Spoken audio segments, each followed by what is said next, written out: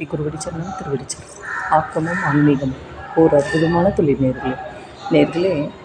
ஒரு பெரிய பணக்காரர், அவருக்கு தண்ணீர் பந்தல்லாம் போட்டு இங்கு தண்ணீர் கொடுக்கப்படும் அப்படின்னு போட்டு பானையில் அழகாக பண்ணி பந்தல்லாம் டெக்கரேட் பண்ணி வச்சுருந்தார். அங்கேருந்து ஒரு பெரியவர் வரார். பெரியவர் இங்கே தண்ணி இருக்கா? தண்ணி இருக்குது வாங்கோ அப்படிங்கிறார் இந்த பணக்காரர். அப்போ அந்த பானையை திறக்கிறப்ப அப்படியே ஒரு நிமிஷம் இருங்க, என்னை பாருங்கள், ஒரு நிமிஷம் அந்த பானையை ஓப்பன் பண்ணுறாப்புல நான் ஒரு ஃபோட்டோ எடுத்துக்கிறேன் அப்படிங்கிறேன். ஃபோட்டோ எடுத்துக்கிறேன் அப்படின்னு சொல்கிறப்ப சரின்னு எடுத்துக்கிட்டேன். தன் பானையை ஓப்பன் பண்ணி இப்படி குனிஞ்சு பார்க்குற தண்ணி இல்லை இங்கே தண்ணி கிடையாது, தண்ணி எய்த்தாப்பில் இங்கே நான் ஒரு ஃபோட்டோ எடுத்துக்கிறேன், எனக்கு பேர் வரும், அதுக்காண்டி நான் பேப்பர்லலாம் கொடுக்கணும் அப்படிங்கிற. இதுதான் மாயை. இப்போ அவர் சிரித்தாரா? நம்மள்ட்ட சிரிப்பு சிரிச்சுட்டு இங்கே தண்ணி இல்லையே அப்படிங்கிற, எனக்கு ரொம்ப தாகமாக இருக்குது அப்படிங்கிற. அப்போ எய்த்தாப்பில் போய் குடிங்கோ அப்படிங்கிற. சிரிச்சுட்டு நான் அங்கே போய் தள்ளி குடிக்கிறதுக்கு நான் என் வீட்லேயே நான் போய் குடிச்சிடுறேன் அப்படிங்கிற. ஆகையால் பக்தி பரவசம் ரொம்ப சரணாகதின்னு ஒன்று இருக்குது. கடவுளே கதின்னு இருப்பான்.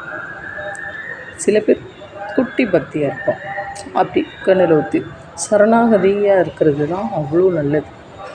அப்போ மகாபெரிவாட்ட ஒரு தொண்டர் போகிறார்.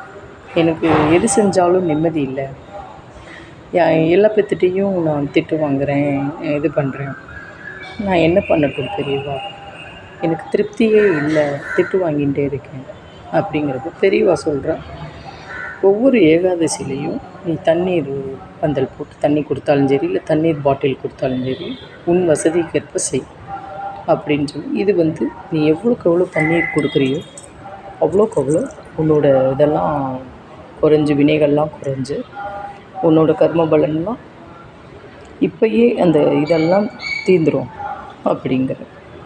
அவ்வளோ நல்லது.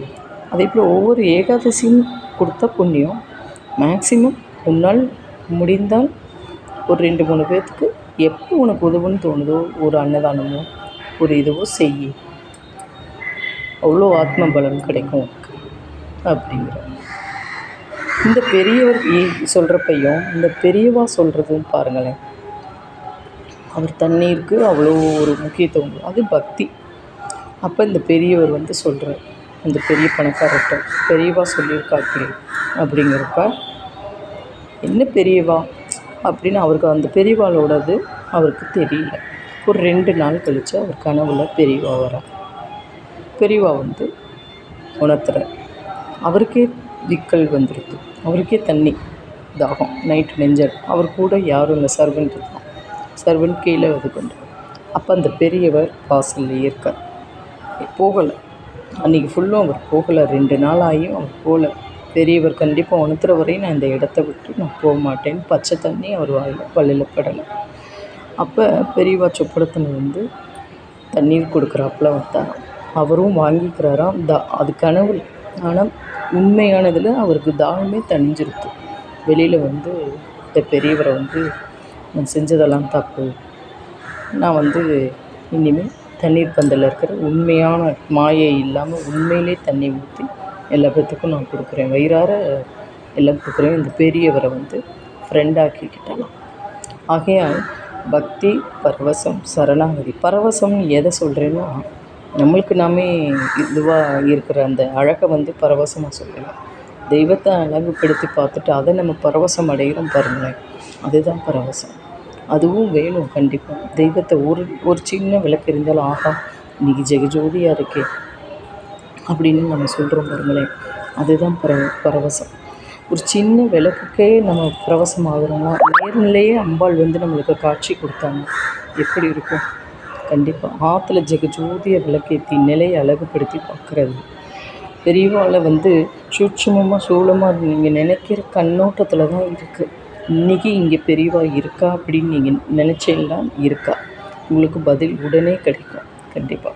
எப்படி அந்த பெரியவர் இந்த பக்தியால், பரவசத்தால், சரணாகதியால் 3 நாளையுமே ஒன்றா ஆக்கி இந்த பெரியவாளை நம்ப வச்சு, பெரியவா இருக்காங்கிறத உணர்த்தி 2 நாள் உண்ணாவிரதம் மாதிரி இருந்தார் பாருங்க. அவர் வீட்டு வாசலில் ஒரு பிச்சைக்காரர் மாதிரி இருந்தார்.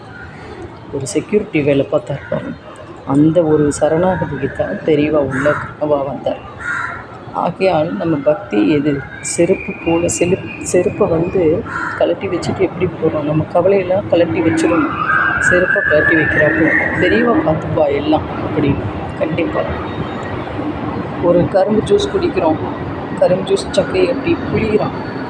ஆனால் அதோட கவலையாக மனசில் ஒவ்வொருத்தரும் சுமந்து போகிறோம். பெரியவாட்ட ஒப்படைச்சிருக்கோம். பெரியவா